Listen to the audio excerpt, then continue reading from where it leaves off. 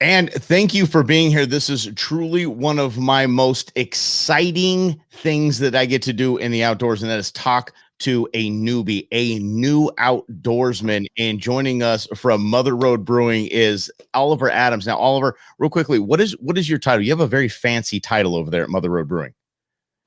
The title is, and thank you, it is Director of People and Culture.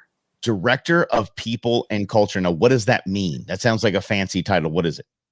So we looked at the word human resources and it didn't fit how we viewed our people. So human resources to us is people and culture. And then beyond that, I help Mother Road with some strategic partnerships. For example, the Conserve and Protect Golden Ale with Arizona Game and Fish Department. Yes, that is what I want to talk to you about out of the gates, if we could, because for those who don't know, Mother Road Brewing and your Arizona Game and Fish Department have joined forces and brought us Conserve and Protect. For a couple of years, it was the Conserve and Protect Kolsch, and the Conserve and Protect line. Now that it's a golden ale, the Conserve and Protect line proceeds of that, a portion of the proceeds of that beer, go directly to your Arizona Game and Fish Department, to on the ground efforts of conservation. How did that relationship come about? How did you guys hook up with Game and Fish? We found it was a natural fit from the beginning. We're a local Arizona brewery, craft brewery, and a lot of our crew likes to go outdoors. We like to hike, camp, fish. Me now hunt, a couple other hunters too, but we realized that Game and Fish does so much more than even just stewardship of the huntable, or I don't even know if that's the right word, or fishable species. And we'll call them game species. Game species. Thank you. New hunter here. New hunter. So we realized that they take care of over 800 species total. And we wanted to support that, because when we go camping, when we go on hikes, the wildlife is there. And that's a part of what makes Arizona so special. And that's really why we started this partnership.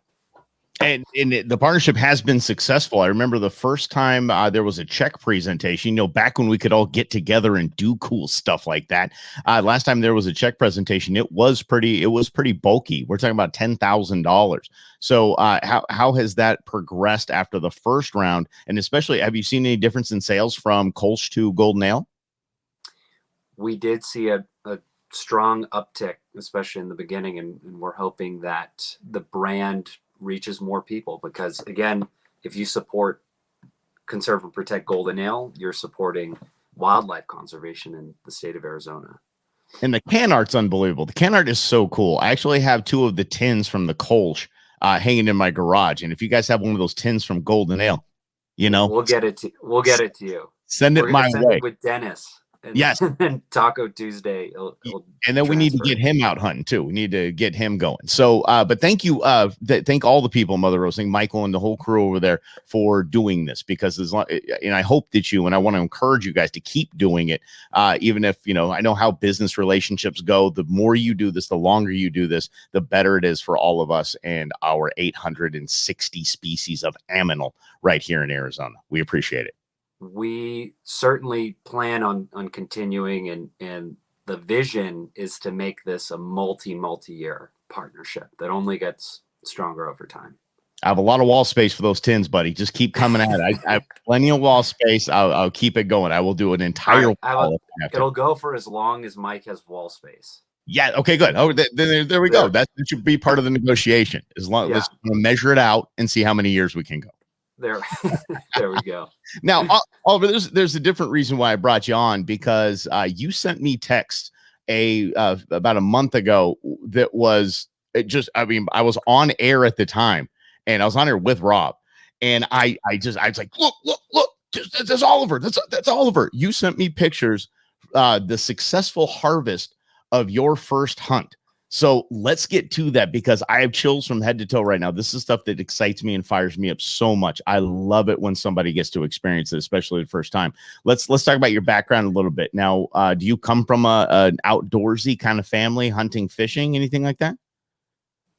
Outdoorsy, yes, in terms of, let's say, maybe camping. But I grew up in Los Angeles. Okay. in the city. We had not gone hunting once. I had never been hunting for a game species until this hunt. Mm-hmm. As far as fishing, I have some family back east. We've been fishing, and I've been up to Canada fishing. There, that was not new, but big game hunting, absolutely. This is something that I grew up in a Southern California area as well. I'm a Long Beach kid, so that is something that I never even thought of it. I mean, hunting, I went fishing to little ponds and stuff like that when I was bored in the summertime.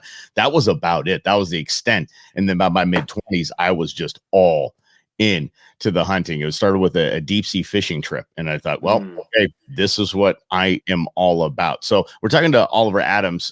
He is the director of, come on, help me out again. People and culture. People and culture at Mother Road Brewing. We're just talking about their Conserve and Protect Golden Ale and how it's helping on the ground efforts for your Arizona Game and Fish Department. But now we get to get into his very first hunt. Now, whose idea was this? Who approached you with this idea? I'd like to think that for a few years I've been curious about hunting. I had the conversation with myself. I eat meat. I should know what it's like to harvest that meat on my own, and all the better if it's some of the most sustainable meat that you can get. Period. Plus, there's that experience of being the person to harvest and to be tracking and out there. So I had that idea, but then it was really catalyzed because there are quite a few barriers to entry. It's not just gear, but it's knowledge, even how to apply for the tag, all of that.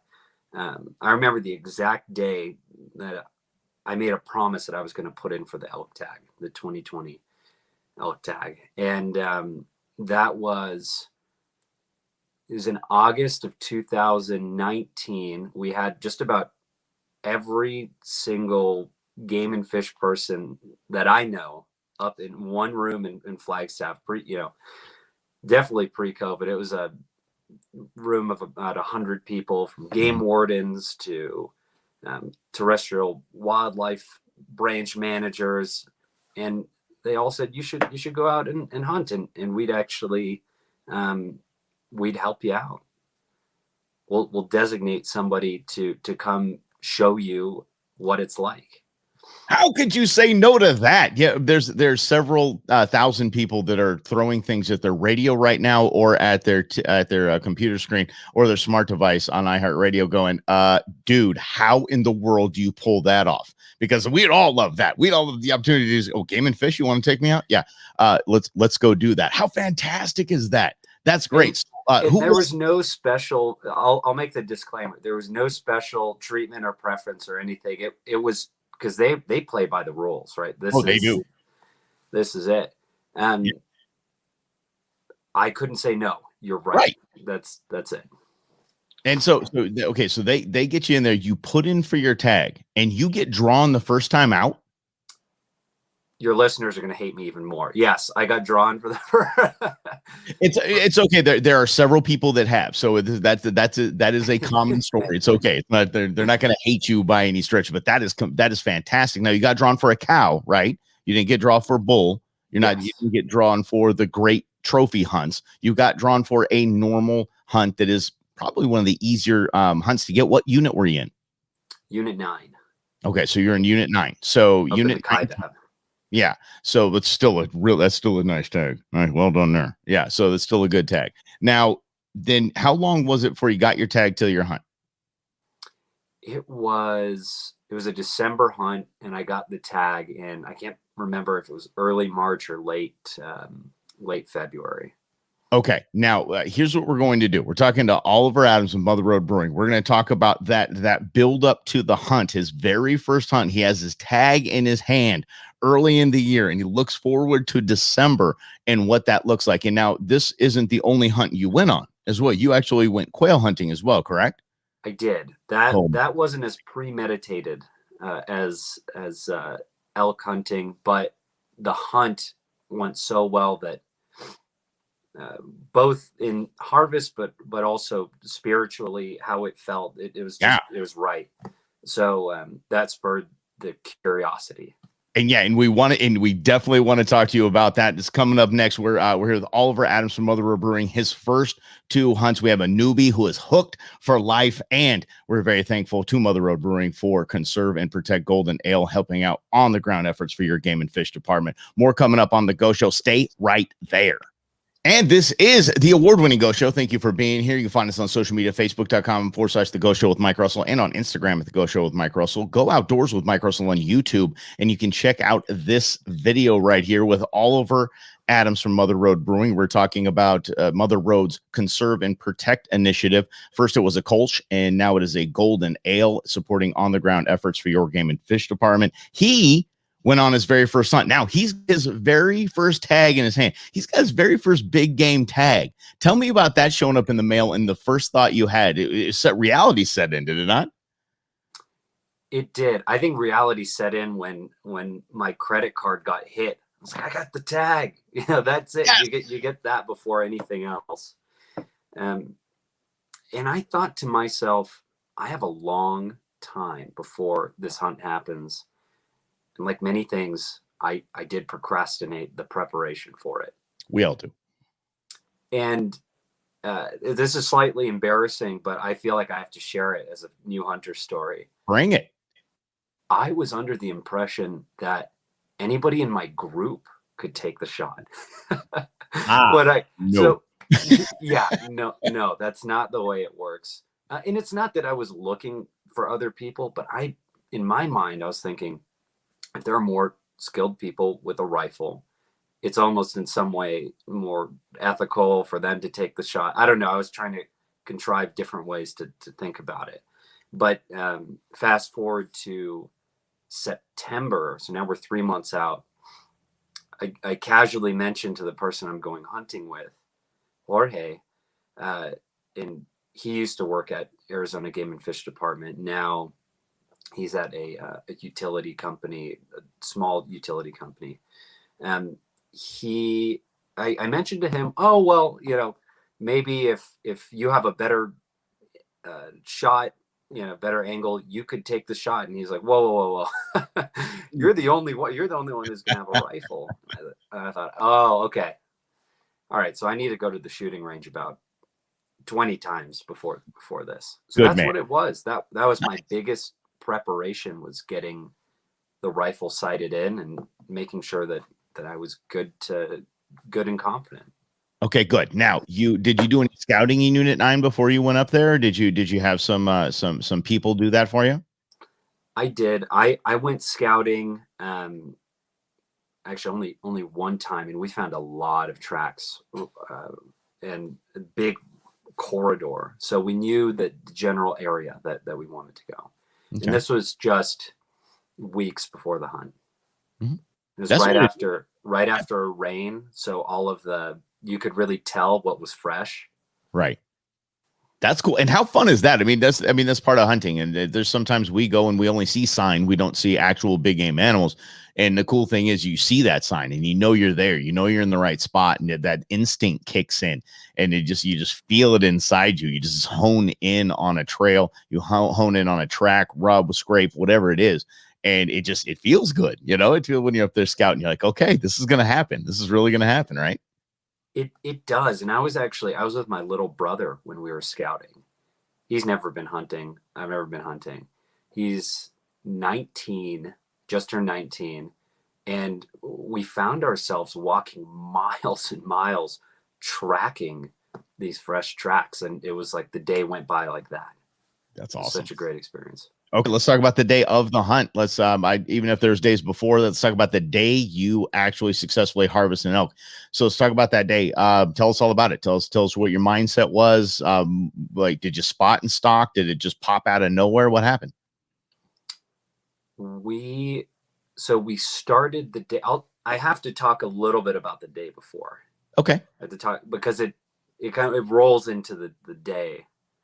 So opening day, unfortunately, I can't get there at first light. I have a work commitment. It just cannot be moved. Whoa, so we get there. I know. It's like, ugh. I But know some people over there, Mother Road. You just give me a call. Maybe I make a call for you next time. Be like, "Dude, it's opening day." it was But actually Mike, he has to do this. It's opening day. But Mike, it's opening day. Dennis is actually for a nonprofit that I do some work with on Okay, their board. Arizona Forward is the name of the group. cool. And what is that? So Go ahead. You can give them some plug. Go ahead. What's Arizona Forward? yeah. Arizona Forward is a really great nonprofit. The mission is essentially how can we grow Arizona sustainably. Okay. That's Yeah. what we focus on, and we bridge private and public partners together and nonprofit partners to do that. You're pretty good at that, by the way. Okay, good. Okay, so you couldn't make opening day. You couldn't make opening morning. So what happened? So we get there around 4 p.m., which in December we don't have a lot of light left, Nope. but we have to get something in. So we go out, and same place I found a ton of tracks a couple weeks ago. There is no fresh sign. It seems there might be a little bit here, a little bit there. We're out until almost sunset. Maybe 15 minutes before shooting light ends, we see a cow.